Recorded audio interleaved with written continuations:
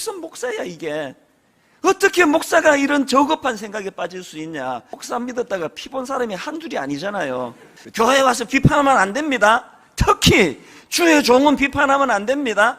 특히 단임 목사는 함부로 건들다가는 저주가 임합니다. 내가 만약에 이렇게 설교를 만약에 하시면 말씀드린 것처럼 이 로마서 1장은 그 대상이 이 하나님을 알지 못하는 사람, 하나님을 마음에서 이 쫓아내버린 이방인들을 겨냥해서 쓴 책이고, 여기에 반해서 로마서 2장은 그 대상이 유대인들, 다시 말해가지고 나 하나님 잘 믿는다, 그렇게 자기는 하나님 잘 믿는 것처럼 생각하지만 그 마음에 복음을 거부하는, 이 복음이 없는 유대인들을 겨냥해서 쓴 책이다, 이렇게 제가 설명을 드렸는데요.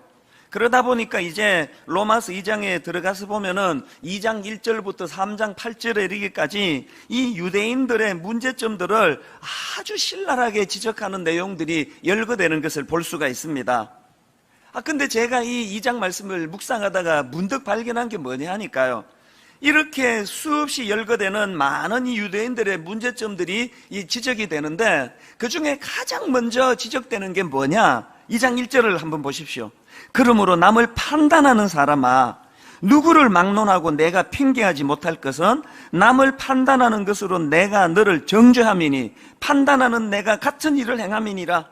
제일 먼저 지금 지적되는 유대인들의 문제점이 뭐라고 그럽니까? 남을 판단하는 태도, 남을 비판하는 태도, 이게 문제라고 가장 먼저 지적하는 겁니다. 제가 이 내용들을 묵상을 하다가 든 생각이 뭐냐 하면은, 그 유대인들이 가지고 있는 많은 문제점들이 있었는데 하필 가장 먼저 남을 비판하고 판단하는 이걸 가장 먼저 지금 여기 피력하고 있을까? 혹시 이게 하나님의 관점으로 보시기에 우리는 대수롭지 않게 생각하니까 남을 비판하고 수군거리고 판단하지만, 하나님의 관점으로는 이게 생각보다도 중요한 문제로 그렇게 여기시는 건 아닐까? 제가 이런 생각을 하다가 보니까요, 아니나 다를까 로마서 14장 10절에 판단과 관련해서 심각한 말씀이 있더라고요. 내가 어찌하여 내 형제를 비판하느냐, 어찌하여 내 형제를 업신여기느냐, 우리가 다 하나님의 심판대 앞에 서리라. 야, 이게 남을 비판하고 정죄하는 게 이게 우리 생각보다 좀 심각한 거 아닙니까?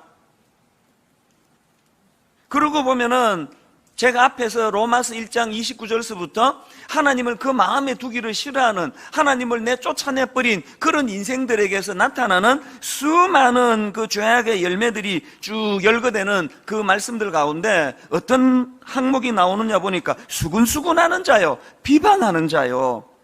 그래서 제가 이거를 보면서 이 수군수군하고 비방하는 이것들은 이게 하나님 없는 이방인들이 하는 짓인데, 오늘날 이 교회를 들여다보면은 이 이방인이 하는 짓이라고 하는 이 수군수군하고 비방하고 하는 이런 일들이 이 교회 안에 난무하고 있는 이게 뭘 의미하느냐?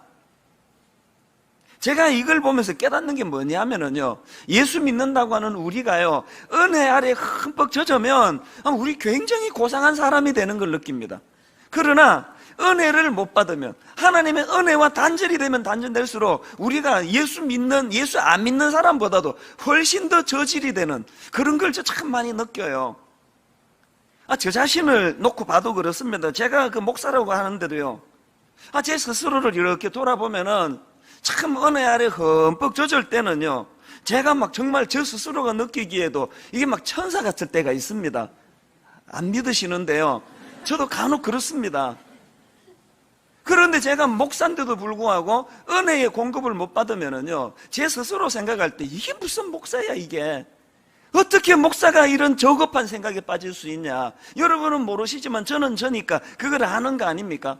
그래서 제 인격이 있다면, 제게 여러분이 흠모할 만한 어떤 그리스도의 어떤 그 닮은 뭐가 있다면 그건 저에게서 나오는 게 아니고 은혜의 힘이에요. 그래서 여러분, 자연인 목사는 절대로 믿으시면 안 됩니다.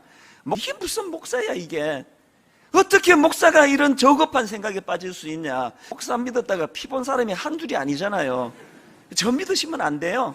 제가 어떻게 돌변할지를 모르는 것은 그 원천이 저 내면에서 나오는 게 아니고 은혜의 공급이 있을 때에 목사가 목사다워지는 거예요. 그렇기 때문에 여러분, 자꾸 여러분이 지금 수군하기 좋아하고 수근수근하고 비판하기 좋아하고 남 헐뜯는 일에 시간을 자꾸 쓰고 카톡으로 막 그런 일을 하고 계십니까? 여러분이 지금 영적으로 문제가 있는 거예요. 그 절대로 정상이 아니에요. 그래서 오늘 이제 이 부분에 대해서 좀 살펴보려고 하는데요. 근데 여러분, 여기서 한 가지 이 본문 말씀을 가지고 오해하시면 안 되는 게 뭐냐 하면은, 지금 이 본문 말씀은요, 유대인들이 비판하고 판단한 그 자체를 가지고 지적하고 있는 게 아니라는 거예요.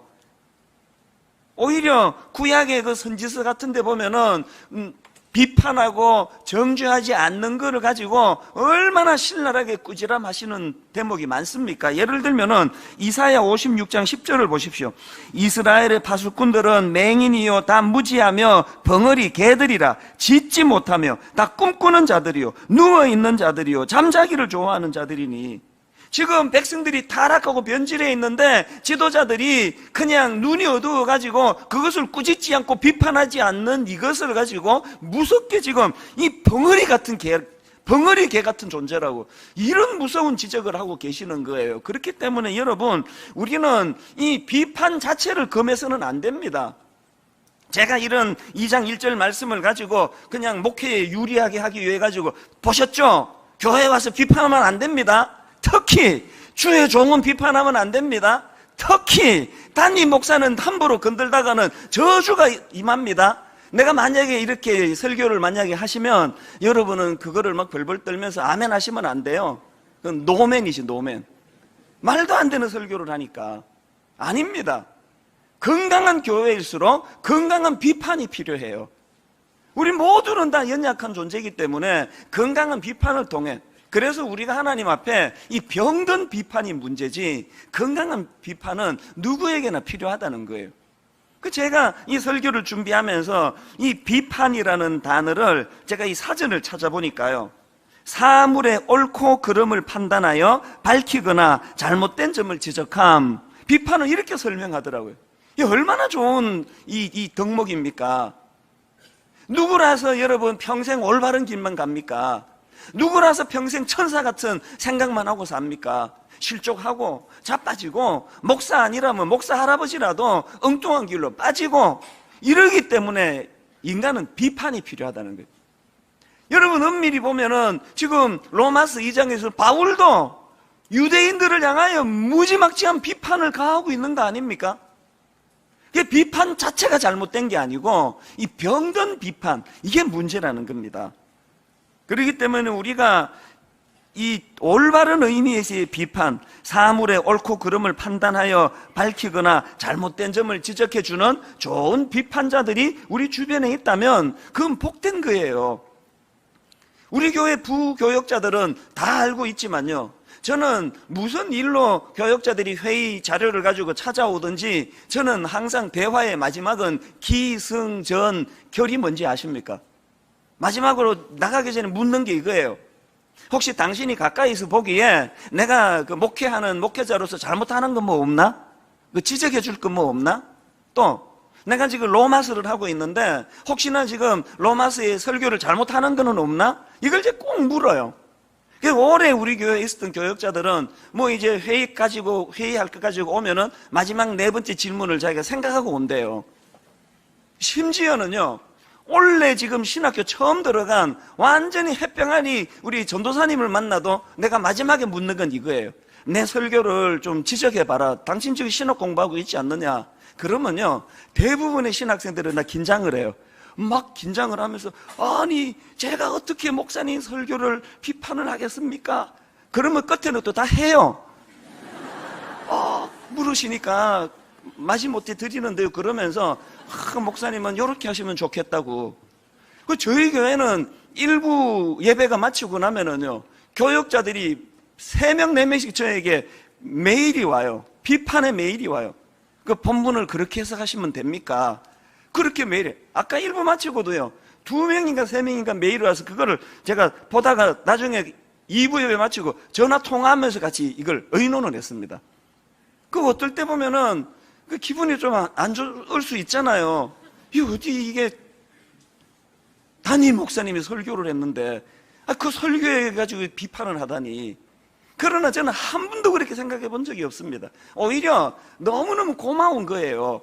그럼 교육 전도사가 비판하면 어떻고 내 선배 목사님이 비판하면 어떻습니까? 누가 비판을 하든지 간에 그 비판을 통해서 내가 성장하고 또 잘못된 걸 교정할 수만 있다면 이건 얼마나 유익한 거냐는 거예요. 그래서 저는 분당 우리 교회 성도님들이 교회를 사랑하신다면 또 저를 아끼신다면 건강한 이 비판, 이 병든 비판 말고 이 건강한 비판을 더 많이 하셔야 된다고 그런 생각을 제가 하고 있습니다.